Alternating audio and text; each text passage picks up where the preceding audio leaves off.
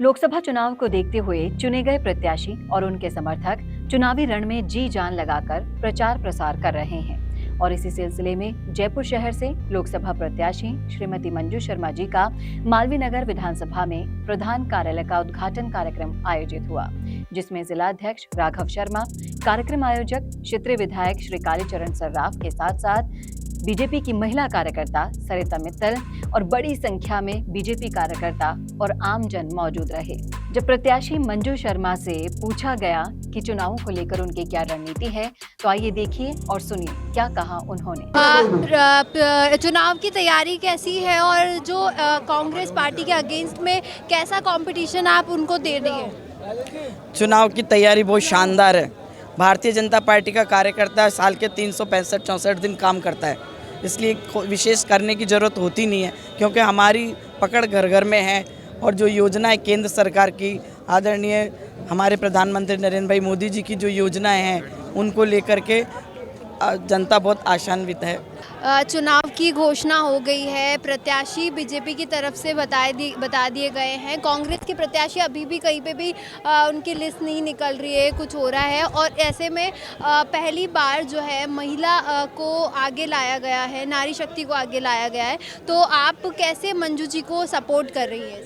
उनको भारी मतों से जिताकर हम उनको सपोर्ट करेंगे और एक हमारे जयपुर में एक महिला, एक सशक्त महिला जिनको संसद में पहुंचाना है, उनके लिए बीजेपी का प्रत्येक कार्यकर्ता तन मन धन से इतने उत्साह में है और अपना पूरा सहयोग करेगा मंजू जी को भारी मतों से जिताने में। और राजस्थान में आपको क्या लगता है कि कैसी बीजेपी की जो है पकड़ रहेगी? भारतीय जनता पार्टी राजस्थान में 25 की 25 सीटें पिछले 2 चुनाव से जीतती आ रही है और इस बार भी वो रिकॉर्ड कायम रहेगा और तीसरी बार 25 में से 25 सीट जीतेगी। जिस तरह से आप देख रहे हो कि इनके प्रत्याशी 2 प्रत्याशी बदल दिए गए, एक का ट्रांसफ़र कर दिया और फिर भी कई प्रत्याशी ऐसे कह रहे हैं कि मैं तो टिकट लेना ही नहीं चाहता था।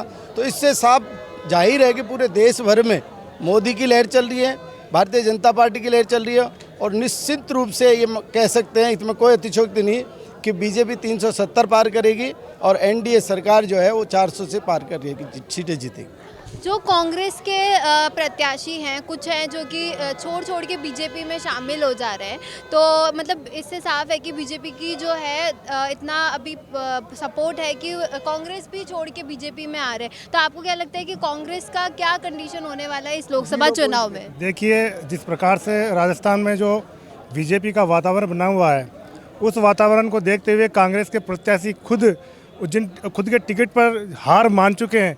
यहाँ के जो कांग्रेस के प्रत्याशी हैं अपने आप को पहले ही हार घोषित कर चुके हैं और हम तो हमारी जीत को लेकर आश्वस्त हैं। हम तो सिर्फ जो जीत का आंकड़ा है उसको बढ़ाने का जो प्रयास कर रहे हैं।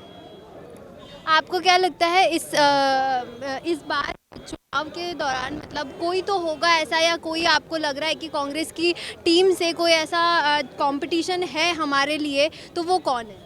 देखिए, कांग्रेस दिख का नहीं है। अभी आपने जब इंटरव्यू लेना शुरू किया था तब आपने ही कहा था कि कांग्रेस कैंडिडेट नहीं दिख रहे हैं। ये सही बात है, कांग्रेस दिख ही नहीं रही है। उन्होंने स्वतः ही हार मान ली है, तो ठीक है, लोकलाज में उन्हें क्योंकि राष्ट्रीय पार्टी है, नॉमिनेशन भरना ही पड़ेगा, भाग लेना ही पड़ेगा, इसलिए उन्होंने भाग लिया। बाकी कांग्रेस कहीं नहीं है। पूरे देश के अंदर भारतीय जनता पार्टी की लहर है, मोदी की लहर है, राममय माहौल बना हुआ है। निश्चित रूप 400 के ऊपर जो पार हमारा लक्ष्य है वो हम जीतेंगे और पुनः भारतीय जनता पार्टी की सरकार बना करके जीत की जो हैट्रिक हमारे राजस्थान में 25 की 25 सीटें उसे हम लाएंगे। अब की बार 400 पार, अब की बार 400 पार, अब की बार 400 पार। तो इस बार जयपुर शहर सीट हॉट सीट बनी हुई नजर आ रही है। महिला सांसद प्रत्याशी बनने के कारण सभी का ध्यान इस सीट पर लगा हुआ है और जैसा कि पिछली बार 5 लाख वोटों से इस सीट पर जीत दर्ज की गई थी और अनुमान लगाया जा रहा है कि इस बार ये रिकॉर्ड बहुत ही बुरी तरीके से टूटने वाला है और बीजेपी इस सीट पर लगभग 11 लाख वोटों से जीत दर्ज करने वाली है। अब देखना ही दिलचस्प होगा कि इस सीट पर बीजेपी अपना पुराना रिकॉर्ड किस तरह से तोड़ पाती है।